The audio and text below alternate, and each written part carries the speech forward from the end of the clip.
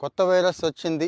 చైనాలో ఉందో లేదో తెలియదు గానీ, ఉందంటున్నారు. మన దాకా వచ్చేసిందంటున్నారు. పిల్లల మీద ముఖ్యంగా ఎవరికైతే రోగ నిరోధక శక్తి తక్కువ ఉంటుందో వాళ్ళ మీద అటాక్ చేస్తోంది అని చెప్తున్నారు. జాగ్రత్తగా ఉండమని చెప్తున్నారు. మరి మనం జాగ్రత్తగా ఉండాలి కదా! కానీ ఇక్కడ చాలామంది ఏం తినాలి?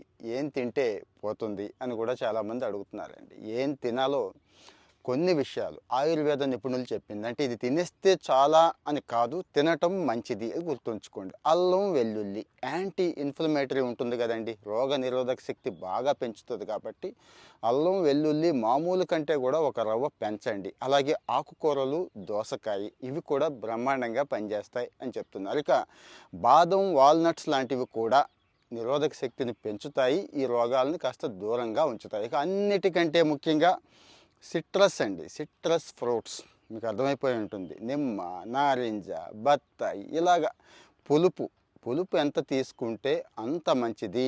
ఈ వైరస్ని దూరంగా ఉంచుద్ది, తరిమేస్తుంది. అలాగే ఈ చలికాలం మనకి రోగ నిరోధక శక్తి కూడా బాగా అవసరం కాబట్టి కావలసినంత రోగ నిరోధక శక్తిని పెంచుతుంది అంటున్నారు. ఇవన్నీ కూడా ఆయుర్వేద నిపుణులు చెప్పినవి. పూర్తిగా వైరస్కి ప్రత్యామ్నాయం అంటే మందులు కాదండి, రాకుండా ఉండటం కోసం ముఖ్యంగా పిల్లలు, పెద్దవాళ్ళు వాడమని చెప్తున్నారు.